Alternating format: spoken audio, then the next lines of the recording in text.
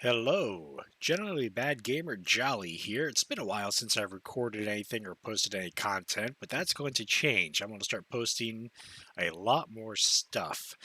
And I figure now's a good time to kick that off.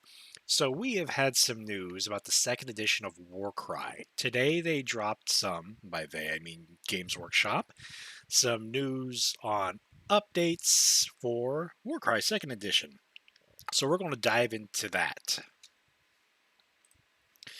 Now, the changes that we've seen are rules changes so far, and they've kind of mentioned three different categories: reactions, which I'm going to talk about in more detail here in a minute, campaigns, which I'm not going to talk about in too much detail right now because we don't really have too much on that, but they said that the new campaign rules allow you to set up something called encampments and send out warriors to explore the Gnarlwood. So I don't know, this is something like AFK Hero, where you'll send your warriors out, your fighters out in between games, and they'll just get you bonuses maybe for next game. I'm not sure. We're going to find out about that. So I don't have too much more to talk about as far as campaigns go. And then they also mentioned rebalancing. Warbands have been updated and have had their points tweaked based on how tough, lethal, and mobile fighters are. Now, we don't know anything else about the rebalancing other than that it appears that they're tweaking point cost. There have been some saying that there will be ability updates, but nothing's been confirmed on that, so we don't know if ability updates are going to happen. But they might be considering ability updates that every warband is going to receive a reaction. So, more about reactions, since that's kind of where all this news centers on. And of course, I've got the great balance dog there, so we'll find out if the rebalancing has worked or not when that compendium comes out in a few weeks, a month, somewhere between a few weeks and a month. All right. So now for the meat and potatoes of this quick recording, reactions. So this is from their video. It's a screenshot of the reaction rules. There are three universal reactions that they unveiled today. And the way reactions work is I've got it kind of squared off, circled in red there, and I've got those 3 points kind of off to the side. So a reaction is something that your fighters can use to react to what an opponent is doing. A fighter can react if it has not yet activated this battle round, or if it has activated but only to wait and can still perform one more action. I said on more action. I'm not going to go back and edit it because I want this to be a quick recording that I get out. So, in addition to that, if you're playing in a campaign and your fighter has levels of renown, for every level of renown, you can spend that level instead of for a reroll. You can spend it to do a reaction. But for matched play and for casual play, you're looking at your fighter can't have activated yet, or they activated to just do a wait action. And then they can use those actions that they haven't used yet to do a reaction. So an example of this would be enemy fighter moves up, you meet the requirements for a reaction, so you're saying, I'm using one of my fighter's actions to do this reaction. You would mark it saying that it's used one of his actions, so when it does activate, it will have one less action. So a normal fighter with 2 actions does one reaction. When you do get around to reactivating it, it has one action. Or that normal fighter can do 2 reactions, but only one reaction per an action of an enemy fighter. Now we're just getting really wordy here. But it can use 2 reactions at 2 different times, in which case it's not going to be able to really activate and do anything when it gets around to your turn. In addition to this reaction system, like I said, they have shown the 3 universal reactions. The first one is counter. When a enemy fighter targets you for a melee attack, and we haven't seen the exact definition on melee attack yet, because that's a new term that they're using, so we'll find out what that is. Everybody's guessing it's an attack that's 3 inches or less. We'll see. But before the hit rolls are made, so they announced that they're going to attack you with a melee attack, before they roll, you can use counter. For each hit roll that misses, you will do 1 point of damage back to that attacking fighter. And for each one that attacking fighter rolls, you will do 2 damage to them. So if you have a fighter that you are pretty sure is going to die because maybe a rat ogre moves up to one of your chaff and you're just thinking, well, that fighter's pretty hosed. I'm going to use counter just to try to ping some damage onto it. Or if a fighter that's almost dead comes up to you to attack you, you could try to finish it off at that same time. So counter, it's kind of what it does. It does damage back for every time they miss. It's interesting because it gives a reason why toughness is a little better. A high toughness character is going to be missed more often when it's attacked, so counter will work better with that. Now, the second one is take cover. Take cover, once again, as a reaction. If the fighter that is being attacked, your fighter, is in cover, it may use this reaction to when it's targeted by a missile attack action, which once again we have to see what missile attack action means exactly in game terms, but guessing something that's further than 3 inches away, or an attack that has a range of further than 3 inches. After, so it's before the hit rolls are made that you would announce you're taking cover. After the hit rolls have been made, you roll a dice for each critical hit that you have suffered, and on a 4+, that critical hit becomes a normal hit instead. Fighters with the mount rune mark, so mounted fighters, cannot use this. They're not very good at duck behind stuff when they're on a mount. So if there's a big, mean ranged unit, or just one that has really awesome crit and kind of abysmal or normal hits, if you're getting attacked by this and you want your fighter to definitely live, you can use this to try to negate crits in a way, make them normal hits. Now, the last universal reaction is strike them down. A fighter can make this reaction when a visible enemy fighter within 1 inch of them makes a disengage action, but before that fighter moves away. Roll a dice. On 4+, allocate d6 damage points to the enemy fighter. Now, this one seems pretty good. I think this one's kind of the strongest one overall, as if somebody wants to disengage, you can try to punish them by piling on some damage. And a d6 damage roll can be quite a bit. You could easily finish off somebody that's running. If you have multiple fighters engaging that model and it tries to run away, say it's a treasure carrying model, and you have 3 models engaged with it, each one of those engaged models of yours could do this reaction. So you could possibly have 3d6 damage going on that enemy fighter, which probably stands a pretty good chance of killing, especially if it's a fast fighter that doesn't have many hit points. So counter, take cover, strike them down, the 3 universal reactions that we're looking at. Now, we also got to see 2 warband reactions, the Rotmire Creed and the Horns of Heshet. So we got to see their reactions. Rotmire got bile blood. There we go. A fighter can make this reaction when they are targeted by a melee attack action.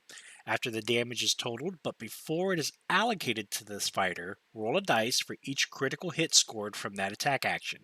For each 3+, allocate 3 damage points to the fighter that made that attack action. So, this one's interesting in that it kind of serves the same purpose as counter. So I think it just all depends on what's attacking you and what his chance of hitting you is. Now, the 2 fighters that they've shown for Rotmire Creed so far have had toughness 4 and toughness 3. So, for the toughness 3 model, counter doesn't work too well, because a lot of times an enemy model will only be missing on a 1-2 or maybe a 1-2 and 3.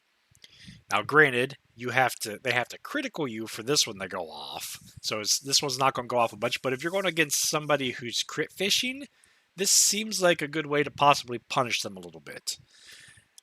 And you could also use this as a deterrent to have somebody maybe to try to just crit fish on you with chaff or something. I'll have to see how this one goes compared to counter to see if one has a clear advantage over the other, because like I said, they both serve the same purpose. So we'll have to see how this and counter fit together and in which situations either one's better. Now, the Horns of Heshet is a more unique one from the limited amount of reactions that we've seen so far. It's called Breath of Cinder and Smoke. A fighter can make this reaction when an enemy fighter finishes a move action within 3 inches of them. Roll a dice. If the roll is equal to or greater than the enemy fighter's toughness characteristic, allocate 3 damage points to the enemy fighter and subtract 1 from the strength characteristic of melee attack actions made by that enemy fighter until the end of the battle round. Now, I like this one a lot. It punishes them for moving within 3 inches of you, so it's even if they're not engaging, if they're moving in to maybe try to secure an objective or do something else, you can possibly punish them a little bit.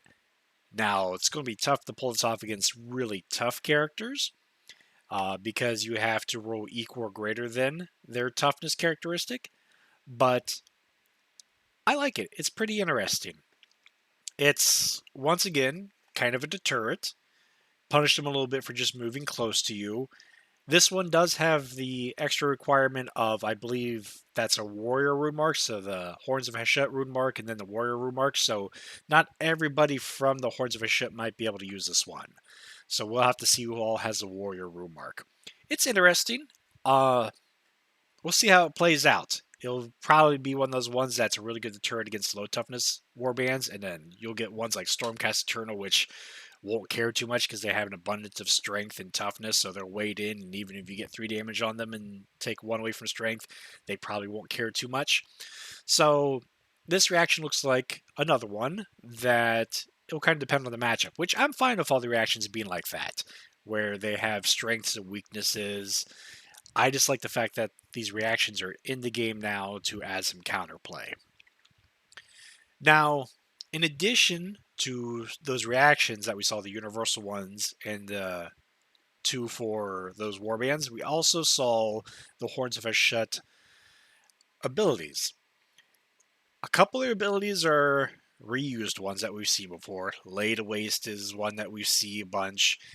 If a fighter takes down an enemy model, they can spend a double to make a bonus move or attack action. It's boring. Meh. Stampede of Iron is another one that's not super amazing. We've seen it before. It's a double. If you end your move action within 1 inch of an enemy fighter, pick a visible enemy fighter within 1 inch, roll a dice. On a 4 through 5, it's 1 damage. On a 6, it's the number of damage points to that fighter equal to the value of this ability. Once again, meh. But there are a couple really sweet abilities that we see here. The first double there that's highlighted is Merciless Cruelty. The next attack action made by this fighter, this activation scores a critical hit on a 5+ if the target already has 5 or more damage points allocated to them before the attack action is made. This one's sweet. This one will let your chaff kind of possibly pile on more damage. So you have to think which is going to be more worth it, Onslaught or this. And that's assuming that they haven't changed Onslaught, which I'd be fine if they nerfed Onslaught a little bit. But I like this one. Upping your crit chance could be pretty cool.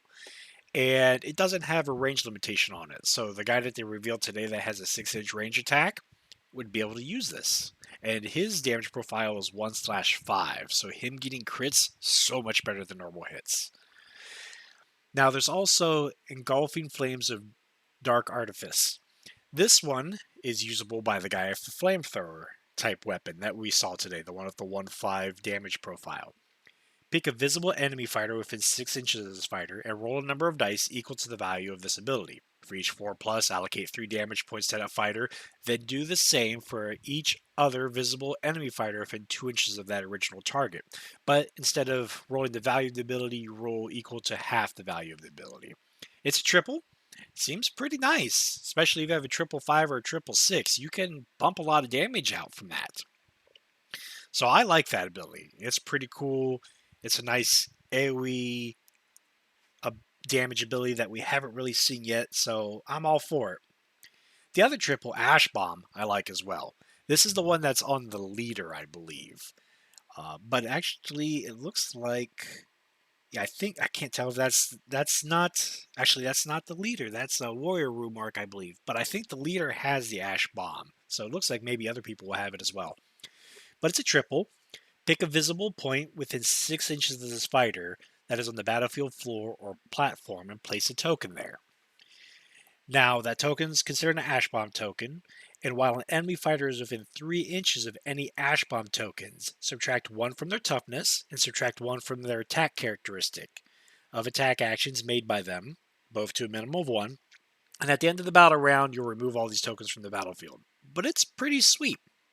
It's it'll make it easier for, if you put this down, it'll make it easier for the Horns of Heshut's reaction to take place because their toughness characteristic will be down 1.